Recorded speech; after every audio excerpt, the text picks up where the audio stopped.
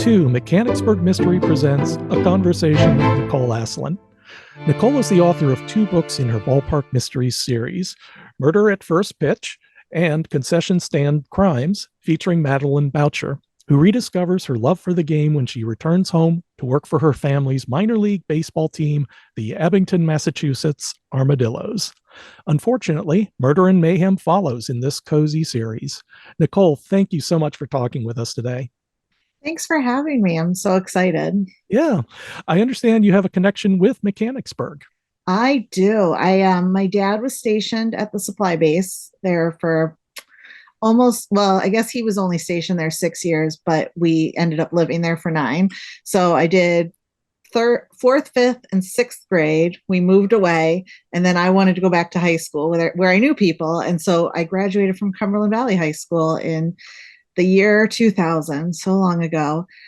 So I consider Mechanicsburg where I grew up. It's hard to pick that when you're a Navy child because you've lived in so many places, but I spent about 10 years there. So that's kind of where I grew up. Mm-hmm. Where were you born? Groton, Connecticut, at the sub base. My dad was a submariner. So shout out to the G town.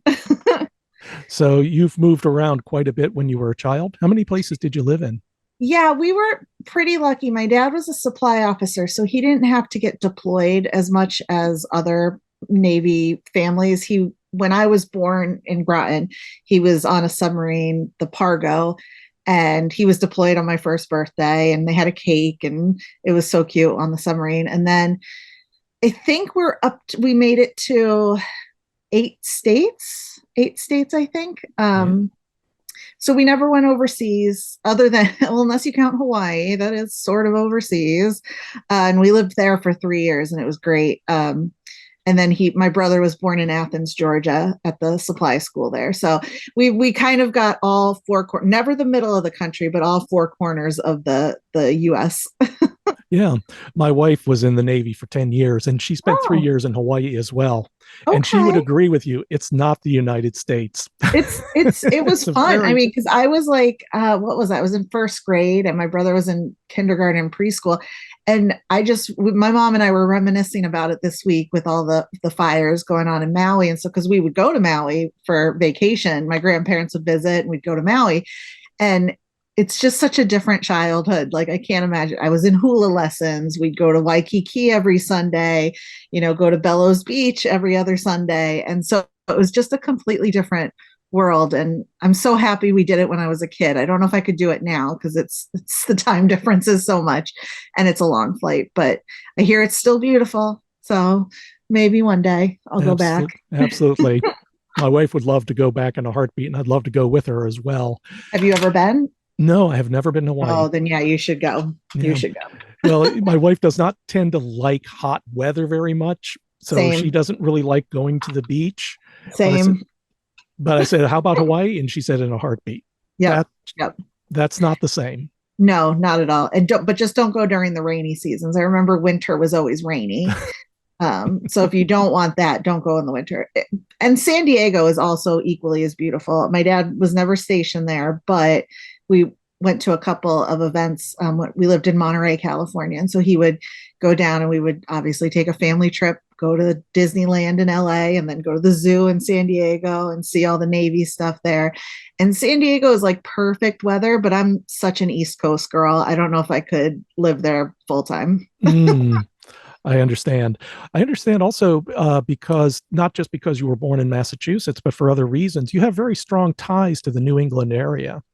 Yeah, my grandfather, Raymond Asselin, his family is all from New Hampshire. His father was from Quebec. So we were French Canadian through and through. So he grew up in New Hampshire. He was also in the Navy, but mainly in Connecticut at the sub base during World War II. And then obviously my parents grew up in Connecticut, Meriden, Connecticut. Very exciting. Meriden, Connecticut straddles the line of Yankees and Red Sox. So luckily, since my grandfather came from New Hampshire, I got the good side, as I call it, of the Red Sox, not the evil empire. So we've always, and we would come and visit in the summer. We'd go to Cape Cod. My aunts lived on Cape Cod for about 20, 30 plus years. So that would be kind of where we would go on vacation, or when we'd come back from family trips, or when we'd visit from California or Pennsylvania. So New England's in the blood, and it just needs to stop being so hot here. That's all I can say. Well, it's coming. It's coming in Hershey, Pennsylvania, long about when school starts at the end of August, that first day out, taking the kids out to the bus stop. And it just feels like, oh, fall has decided it's going to start Oh, I moving can't in. wait. Can't wait. Yeah. Yeah. So, well, because you're a Boston Red Sox fan, what is your earliest memories of the team, of anything regarding baseball in general? So growing up, I mean, I'm 40, so they were not winners growing up in my lifetime until after college. But one of the most vivid memories I have is, like I said, we'd come visit my grandparents in the summer, and we would sit on their screened-in outdoor porch, and my grandmother would sit in one chair knitting or reading a mystery. She read all those like thin mystery novels, so she'd have like a stack, and she would just go through it. And then we'd have the Red Sox game on the radio, because at the time you could only get Yankees games on TV in Meriden, Connecticut. And my grandfather was like, nope, nope, nope. So it was either that or we'd watch the Atlanta Braves, which, because they were always on TBS. So they would always get those games. So those are my grandfather's teams, the Red Sox, and then by extension, the Braves. So I would just remember we would be sitting on the porch, being kids, me and my brother, and with my grandparents, my grandfather listening, also reading the horse races, because he didn't actually bet them, but he'd like pick them, and we would kind of have fun doing all that. He didn't let his grandchildren bet the horses. I feel like I have to say that. We just like to pick the names. And so, yeah, that's kind of where it started to get entrenched. And, we'd be in Hawaii and my mom would have a Red Sox apron, or we'd be, in California and my dad would have his Red Sox hat on. And so it kind of just permeated growing up. Yeah. And then when I went to college, I went to college at Curry College in Milton, Massachusetts. And we used to be able to go into this city on the weekends, which terrified my friends who grew up here. They're like, you go into the city by yourself, like during the day on the weekends? I'm like, yeah, why not? I'm going to go to Back Bay or walk around the Fenway. And this was pre-World Series, so it was a lot cheaper and I could afford to go to more games. So I just remember I had actually my friends from Mechanicsburg came up to visit probably my sophomore or junior year of college. And we went to a game, but we didn't buy tickets. So we were on the T, the green line, and dad and his son were selling extra tickets. So we ended up making friends with them for like $10. And I think they were playing the Royals, which is who they just played. So that's kind of ironic too. So yeah, it was a lot different in the bleacher seats. Now it's a little bit more expensive because now they're 4 World Series deep and can't really afford that anymore. So now I'm switching to the minor leagues that I can afford. Mm-hmm. Yeah. And as a matter of fact, this brings us to the Abington Armadillos, which I understand Abington is a real town, right? And it's your setting. Are you actually setting it in Abington? I mean, the real town? So I am. I live in Abington. So, whatever, you can find me if you want. I live in Abington. It's a small town. It's about 15 miles from Boston, south, an hour by car, and an hour from Cape Cod. So it's kind of smack dab in the middle of everything I like and everything I do, because my mom lives on Cape Cod. So I visit her all the time. And I like to go into the city when I can afford parking. And so I wanted to, it's a big enough town where there's stuff to do, but it's small enough that you kind of know everybody at the same time. So there is no ballpark. That is completely made up. And I've had library events with the Abington Library, and I make sure I'm like, I know there's no ballpark, guys. Like, if I get my Netflix deal, maybe I'll buy a team and we'll put a ballpark in. But until then, you're just going to have to deal with the Armadillos. And so it's been fun kind of incorporating little Easter eggs because I've lived here now for 10 years, which is kind of the longest I've lived by myself in one place, not counting like college and stuff. So it's kind of nice to consider this now like my grown-up town. And also I was too lazy to try to figure out a name to fictionalize it. And plus Abington Armadillos just kind of rolls off the tongue. I was like, I don't know, I'll just use a real town. And so far, knock on wood, nobody's complained about the Dunkin' Donuts being on the wrong corner, mainly because they're on every corner. So you really can't go wrong. That's true. And you even have a story in the first book in Murder at First Pitch about why it was called the Armadillos. Yes. Because I think Not to spoil it, but for those that know their Red Sox history, in 2004, there was a ragtag group of players who had a special saying. And that's kind of where the whole idea, because I knew this writing it, that the Abington armadillos are not indigenous to southeastern Massachusetts. I get it. I know. Don't write me letters. Like, I get it. But there's a reason why they ended up naming it. And so buy the book and find out. absolutely. It's very amusing. Very, Yeah. very amusing. When I think about it, the Abington Armadillos kind of reminds me there's a town near Hershey called Lancaster. Mhm. And right in the city, there is a ballpark, and the Lancaster Barnstormers play Awesome. there. And it looks like we went there a couple of years back for some event. It was a market, and it was actually kind of fun because I grew up knowing the history of baseball, and you're walking down these streets in which there are townhomes and people living there. I'm more used to like being in the South where they just clear a huge space and put a stadium there, and you have to Right. go through acres of parking. And this is like Right. right in the neighborhood. And when I read your book, I kind of just it has that homey community feel Yeah. that I got in Lancaster. Yeah. So That's why I like the whole, well, the team in the book is independent, it's unaffiliated, so they're not with a team or anything. But that's what I like about some of these local teams. We have a team here called the Brockton Rocks, and it's smack dab right next to the Brockton Fairgrounds, and it's kind of just that fun thing that people can afford to go to if they can't go to the big. And the Brockton Rocks are actually the Futures League, so it's a lot of kids in college who just want to play summer ball. So you get to kind of see the future of baseball early. And last year it was really cool. They had a bunch of Red Sox alumni's kids. So David Ortiz's son, Manny Ramirez's son, I think Keith Fulk's son, and I can't remember who else, but there were a couple. And so it was kind of fun to be like, oh my God, I saw your dad play. And now I'm watching the son play. And oh my gosh, it's like full circle. And I feel old when I see that, but full circle and old. Great.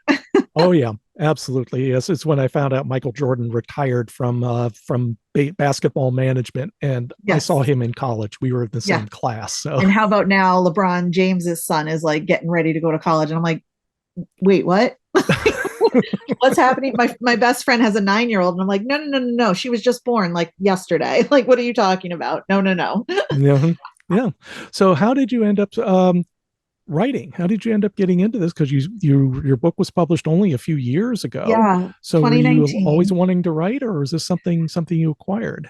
Well, I've always been a reader and I love reading. And Yeah. as I don't know if you can tell by all the books behind me that I have, and I did just go to Barnes and Noble and buy 2 more today. So I love to read. I love mysteries. I love watching mysteries on TV. And I actually went to college for creative writing. At the time in the early 2000s, it was mostly angsty poetry because I was, 21 and oh, the world, everything. But it's sort of where I started thinking more of a fiction direction.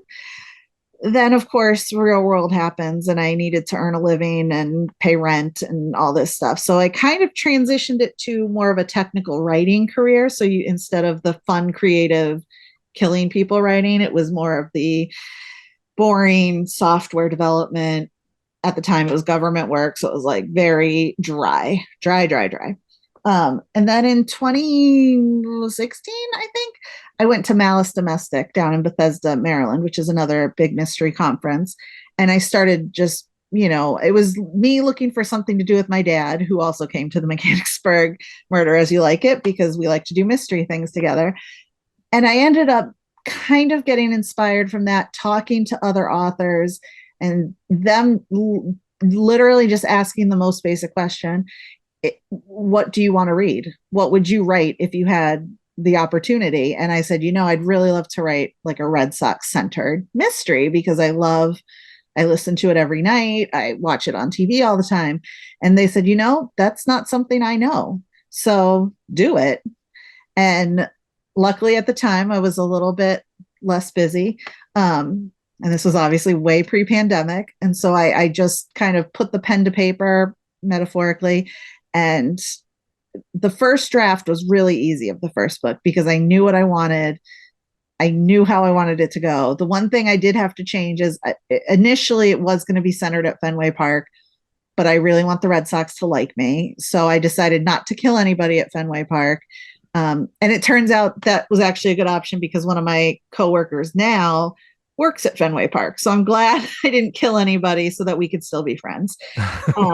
So I mean, that one itself, it didn't take long. It was probably 6 months to write that draft because I knew I had the very clear point of view of it's a baseball mystery. It's a local town. It's this, that, and the other. And I knew who the killer was. So that's the most important thing I think is going into that. The second one took a little bit longer because I think once you get that first brain dump out, it was like, oh, now I have to think of what else to do.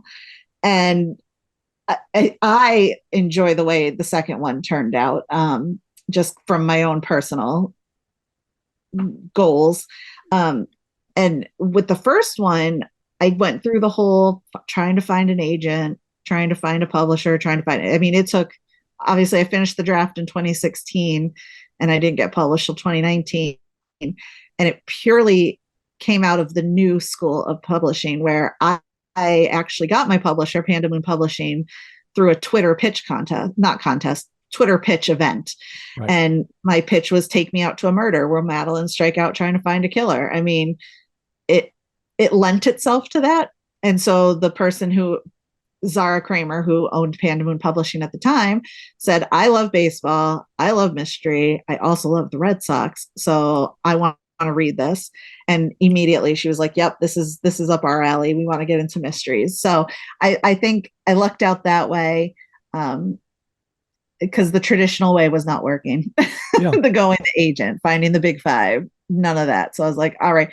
And it's nice to be able to have a little more control over my output. Like the covers, I have super input in, they edit it, but they ask questions. So you don't feel like you have to make the edits. You can kind of stand on your own ground. So that was really nice to do, but it was a journey, and I don't know if I'd be here without Twitter, which is, I'm sorry, X, whatever it's called now.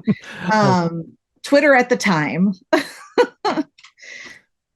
I still call it Twitter. I still say I tweet all the time. I just tweeted today. I don't care. Yes, I'm of an age where they're building a chocolate factory down the road, and we just call it where the Friendly's restaurant was because of course they knocked it down to build the rest, to build the factory. But if you ever come to Abington in South Weymouth, which is the town right above us, there's still a Friendly's, so you can still get your fribbles.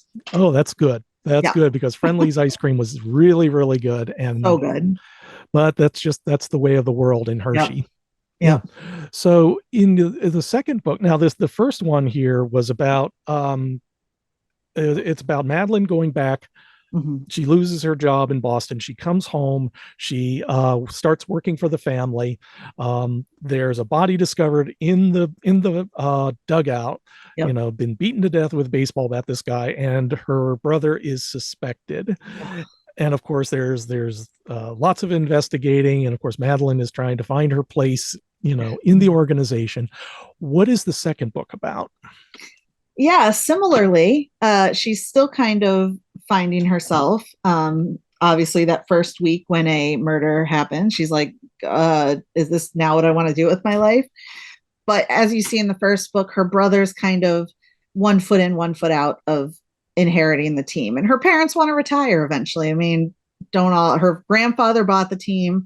Her parents then took over, her father and her mother, and now they kind of want to start letting the reins, but they don't want to lose the team because it is such an important part of the community. So they're kind of trying to what is it when you're like sailing and they keep letting the rope out so that you can tow Oh, along. I give you don't know. enough What's rope a to boat hang thing? yourself. Now my dad's going to be like, you're a Navy child. Why don't you know about boat terms? And I'm like, sorry, I don't like boats. I don't know what to tell you. Um, and so she kind of, in the second book, she's kind of moving away from just social media person, kind of trying to be more managerial, and it centers around the family that owns the concession stand contract, Martin and his son Max. And there's a brewery company that wants to come in and try to take over and be like the main brewer. And it's not a real brewery, but there are a ton of breweries here on the South Shore of Massachusetts. So I really wanted to kind of implement that in there as well. And so again, a body is found, and it's not so much that anybody she knows gets accused, but it's more, this is my team now, and I'm trying to take ownership, and this can't keep happening. Like, what is going on here? So she, again, a lot of times it's not that she's actively investigating, it's just things happen around her, like somebody talks really loudly, and so she overhears all the shenanigans. And yeah, I think it was, for me, it was a little bit more fun to bust out of the stereotypical baseball shell. You still get some of those baseball moments. And it was really fun to try to see what else we can do with Madeline and make her not so crazy with how the teams run, like try to get her back into living how she wants to live with the team. Yeah, that seems the challenge when you're writing for an amateur detective Mm-hmm. is they can't be a professional, but they are somebody who still has things happening around Right. them that they have to get involved. And that's apart Right. from, that seems like a story. That's a storytelling challenge is what it Yeah. is. Yeah. Yeah. I think the good thing is the third book. So I'm in the midst of the third book right now, drafting, tentatively called Foul Play. We don't know if that's going to stick, but I think that's where it's going. Um, we get her out of town. So she goes to a different ballpark because I didn't want to keep killing people in Abington. A, because again, it's a real town and I don't want to kill all my people here.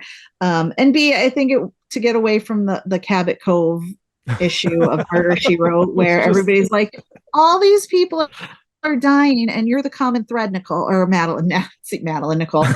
As I said, my mom says the character is me. So when she reads it in my voice. So that's probably why I thought that. I said, Mom, you mm-hmm, didn't buy a baseball team yet. Once you do that, then the character's me. So get on that. mm-hmm. But yeah, so the third book, she's gonna kind of go to another team. Her parents like, maybe you should learn from our family friend over here. It's sort of inspired by the Harrisburg Senators and City Island. So it's a Pennsylvania town with a man-made island, and that's where the ballpark is. And so far, which I'm almost done writing it, so there's no body. It's more of sabotage, kidnapping kind of stuff in there. But again, she just happens to be in the wrong place at the right time, or vice versa, because she just kind of keeps learning things. I've noticed there are some friends of mine that they have things happen to them that would never happen to me. Right. So much so, there was a guy I knew who ran a comic book shop, and every Friday new books would come in, so we would go in, and I would literally say, "Walt, what happened?" And he's just like, "You won't believe what happened to me," and he Oh my launches gosh. into this story that sounds absolutely bizarre, except you just have to say, "Well, it's Yep. Walt, so it That's probably you. did happen Yeah, the way he exactly. said it." Yeah, there's just some people just seem to Right. attract trouble like a magnet. Because I will like to say, I have never, knock on wood, found a dead body or investigated anything. So let me just like disclaimer right now, like don't come to me to find anything because I probably won't be able to do it. Mm-hmm. Yeah. So what if have you done any like research into what minor league parks do or structures or anything about, I mean, there's a lot you can just get just in the media Oh or my even gosh. watching Bull Durham, Yeah, just right. my go-to movie Um, for baseball. when I started the book, I was like, I don't need no research. I know what baseball is. I know how ballparks are run. And as I was writing, I was like, oh, I know like the surface level. Like, I don't know how owners run things. I don't know how they think of who to put on the roster. I don't know how they think of that stuff. So I got a book called The Only Rule Is It Has to Work. And it was by two like 25-year-olds who bought a baseball team in California, an independent, unaffiliated, just rando baseball team. And they learned how the money comes in, how it doesn't come in, how it goes out. And I think I talked about this at the conference, is that one of my favorite stories is because they're so hurting for money and supplies that if a foul ball gets hit into the stands or a home run, if you would return it to one of the concession stands, you'd get like a free hot dog, because they just needed the balls back. Like they couldn't not keep all the balls and everything. And then they hired Jose Canseco to come in, like a big splash, and he ended up doing nothing for them. So it was kind of like interesting to see how that worked. And then I follow a lot of minor league baseball teams on social media. And so I find out what kind of events they're doing. In the second book, Madeline throws an 80s night, because there's a lot of ball teams that do that now, where you get special giveaways, play music during the game, and kind of just to make it a little more fun. So I'm using a lot of that in future books. In the third book, and part of the reason I'm doing this in the third book is because the Savannah Bananas are coming to Brockton to play a game, and it's sold out. So I'm putting them in my book, and I just tweeted them today, and I was like, hey, could this get me tickets if I put you in my book? The Savannah Bananas, who are like the Harlem Globetrotters of baseball, they have their team, and then they have the Party Animals, which is their Washington Generals, and they dance, they do videos during the thing, they sing, they have an old lady dance team, they have a guy on stilts. I don't even know what else they do. They just do everything. And it's like 7 innings of just wackiness, but they play baseball in the middle. Like they actually hit, they pitch, they catch, they do all the normal stuff, just with a little extra music, I guess. And that was really, I watched a documentary about that, the gentleman who bought that, called Banana Land. And he wears yellow suits to every game, and now they pack the stadiums every night, and this is their world tour. And so they're coming to Brockton next week. So if you're listening, Brockton rocks. That's fascinating. I didn't know Local they baseball. existed. Yeah. Yes, you That's need to great. find videos. It's so funny because so I'm like an old school and new school baseball person. Like I love the pitch clock. I love the bigger bases. I didn't mind the ghost runner on second base in extra innings, but I know it really ticks off a lot of old timey baseball fans. So anytime you can kind of thumb your nose at the authorities, it's kind of fun. And I think that's what the Bananas do. They kind of just bring people into the game, get a taste of it, and then they can go find other teams that are a little more structured and hopefully enjoy it for the rest of their lives, which would be great. That is. I also understand you host a podcast. I do. Yes. I just started it this year, and mainly out of, with the pandemic and not reaching out to talk to people as much. It's called Baseball, Books, and Banter, and it's on all the streamers. I'm still in the learning process of a lot of stuff. So you probably hear on this call, I'm in a chair and it's very creaky. It's my Uncle Bob's old office chair, and I love it, but it creaks a lot. So you're going to hear creaking. And my and part of the podcast, it's not necessarily about baseball. I do talk about my team. I do talk about other teams. And if you happen to be a fan and you're a guest, we'll talk about your teams. I even have Yankee fans on. So like I'm an equal opportunity person, even though I will talk a lot of crap about the Yankees while you're on. Well, they'll talk a lot of crap in return. So it's all exactly fair. And it is mainly right now, it's just been author friends, or I belong to the Guppies, which Sisters in Crime has a group called The Great Unpublished. And you don't have to be unpublished to be in it, which is why I'm in it. And I've gotten a lot of guests through there. So other indie authors come in and we talk about their process. We talk about their books. And then sometimes a little sports thrown in. And then I usually ask for book recommendations because, as you can see, I'm a reader and I like to know what other people are reading. And so they'll give 1 or 2. And then at the end, I'll give the 3 books I'm reading now, because I'm always reading multiples, because otherwise I'll never get through this if I don't read books at a time. How many books do you read? You read 3 books at a time? How many per week? Well, the Kindle has a couple going at a time, and it depends, because I read paperbacks, hardbacks during the day. Either I'll go sit at a lake and read or sit on my back porch.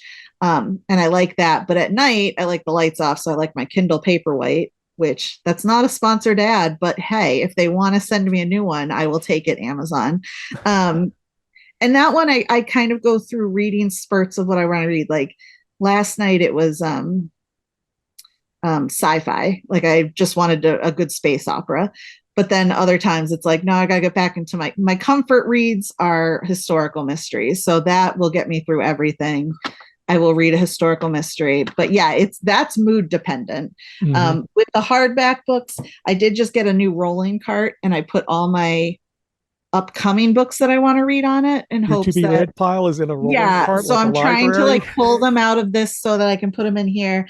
But then I go to the actual library and get books too. So I'm on my library stack right now. And then all the books that I bought at the Murder As You Like It conference last week, which I bought a couple. So Mm-hmm. there's a list there too. So yeah, I'm a multi-reader. I know some people it's hard for them to be that way, but again, I'm very into the mood reading. So I have to be in a certain mood to read a certain type of book. Yeah. And then there's bathtub books and there's all that. There's a book for every room of the house. Yeah, absolutely. Because when I'm ready to go to bed, I'd rather read something I'm used to reading that I've read before. Um, there was a one time I actually went through Lord of the Rings, which I had not Oh, read in a lot of yeah, years. And believe me, after like 30 years in between readings, you get a very different approach to the books, sure. to That's prose. how I And am with Pride and Prejudice. I'll pull that one out every couple of years. And now that I'm, a 40-year-old single woman, I'm like, I get it. I get it. I get it. Mrs. Bennett, I see you. I get it. Yeah. Oh, I wanted to ask something because you can answer this for me because Madeline has I think three cats and they're supposed to be Yeah. named for Red Sox players, Dewey, Petey, and Pep. And I cannot. Who are they named after? My baseball So knowledge yeah, is no, that's shallow okay. at places. That's a big Red Sox Easter egg for people. So Dewey is Dwight Evans. He was my Aunt Alice's favorite player, my mom's favorite player. Petey is Dustin Pedroia, who recently retired. Back before my grandfather passed, we went on a Red Sox destinations trip where you get to meet a player, you get a picture with the ring, all that stuff. And Pedroia was the player. And till my grandfather passed, oh, my best friend Dustin. Oh, my best friend Dustin. Oh, remember when we talked to Dustin? Oh, there he is, my best friend. And I was like, all right. And then Poppy is Big Poppy, David Ortiz, who Oh, okay. will always have my heart. My dream on my number one on the bucket list is to get a hug from David Ortiz because I feel like he'd be a good hugger. And so Yeah, one of these days, fingers crossed. yeah. Well, we've talked a lot about the Red Sox. What is your attitude towards the other Boston area teams, Patriots, Bruins, you know, So you can Celtics? see a little bit of it. I got my Celtics Mickey ears. I have my Marcus Oh, Smart cereal box, even though he's been traded. I also have my Marcus Smart jersey right here. I would say, okay, if we're going to rank them, it's probably going to go Red Sox one, Celtics two, Bruins, and Patriots are probably equal. If I had a choice, I'd probably go through them whenever. It's again a mood thing. Like if I'm in the mood for fast paced hockey, if I'm in a mood to watch people just hit each other. Actually, that's for both hockey and football. So I got to figure that out. I got to figure out how that works.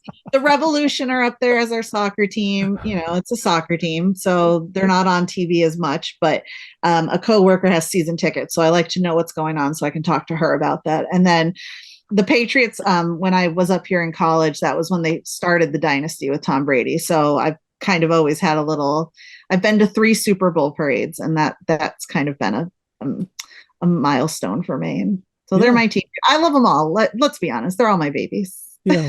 Do Yeah. well, guys, so I don't have to be sad. Well, like you say, you came in at the right time for the Red Sox Yeah, because when you were graduating from Milton Curry College, it yeah. looks like they won later that year their But first World Series. unfortunately, I was gone. I was in Pennsylvania, back in Mm, Mechanicsburg when they won the World Series. So I was up in in next to Good Hope Middle School is where we lived. And I was up till 3 a.m. watching those games. And then they won and nobody else was awake. And so I'm yelling. I mean, I called my grandfather, he was awake. And so did all that yelling and we were very excited. And unfortunately I had to go to work. So I wasn't able to watch the parade. I watched it online, while I was typing. I'm like, one eye over here, one over there. But then luckily I moved back here in 2012 to Massachusetts and they won again in 13. So I got to go to a parade then. So it was equally as fun. We were right. A bunch of coworkers and I left work early and went to the game or to the thing. And we were right up on the edge. So we got the Dropkick Murphys going by, the 2013 team, all the trophies. It was great. So I'm glad I got to see a parade. The 04 one would have been special, but what are you going to do?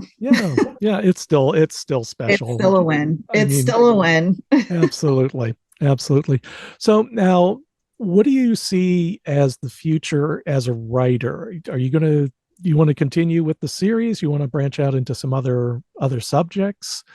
I really love cozy mysteries, and I don't foresee myself breaking out of that mold. I want to continue Madeline's story, I think, as much as I can. But I do have the other kind of one that's kind of back here, but not quite realized yet, is a dance teacher, because I did ballet for 20 years and I kind of want to get that whole thing going. But that's just right here. That's not anything words on paper yet.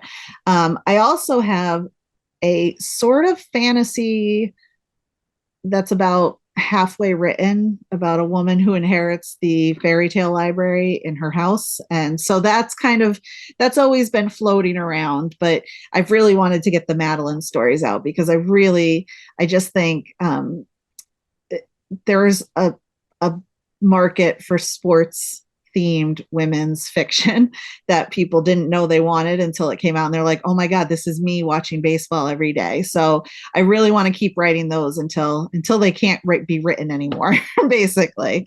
And then there's some side characters I want to do some short stories on. Gray is a new security guard and he has this weird backstory and nobody quite knows what to make of him. So in my head, it's like a Clive Cussler book. So it's like Dirk Pitt. He randomly is a Navy SEAL from the past and he can fly a plane and he can speak 5 languages and who knew? So that short story is hopefully going to be next, I think, after book 3. And then we'll see where we are from there. All right. And in the meantime, readers can pick up the first 2 books in the series and learn Madeline's story. Yep. Nicole, you have a website that you can be reached at? Yes. NicoleAsselinWriter.com. ASSELIN, in case you need to spell my name. And also every social media that exists, except Threads. I'm not there yet. I'm almost there. Let's put it that way. TikTok. I'm a TikToker now. And just, I was telling this to somebody the other day. I'm on TikTok. It's Nicole Asselin 38. Not because I like Kurt Schilling, because I think Kurt Schilling's kind of a dink, but because I was 38 when I created the TikTok. So don't think it's like Nicole Asselin loves Kurt Schilling. That's why she named her TikTok that. No. That is not the case. And everything else you can find on my website. And you can even purchase signed books off my website as well. That's right. A little bit of everything. That's right. And you have a very up-to-date list of public appearances. So if you're in the New England area and want to catch up with you, check out the website. Hopefully next year, my plan, I want to do a little Northeast tour of minor league ballparks. So keep an eye on that. I might be heading back to Pennsylvania soon. That would be great. That would be great. I love it. You can show up again at the Harrisburg Senators game as well. Exactly. Absolutely. Well, Nicole, thank you so much for spending time with us. I had a really great conversation, and I hope you do well with the books. Thank you. Thank you for having me. This is super fun. All right. And this is Bill Peschel with Mechanicsburg Mystery Presents. And I hope your favorite book is the one you're reading now. Bye-bye. The Mechanicsburg Mystery Presents podcast is sponsored by the Mechanicsburg Mystery Bookshop in Mechanicsburg, Pennsylvania. The store is open with limited hours, plus we accept appointments and offer a drive-by service. The store will also ship books to your home, including those from the Peschel Press Mystery line, including our annotated editions of novels by Agatha Christie and Dorothy L. Sayers. To learn more, visit the store at www.mysterybooksonline.com. ballparkmysteries.com. And thank you for listening.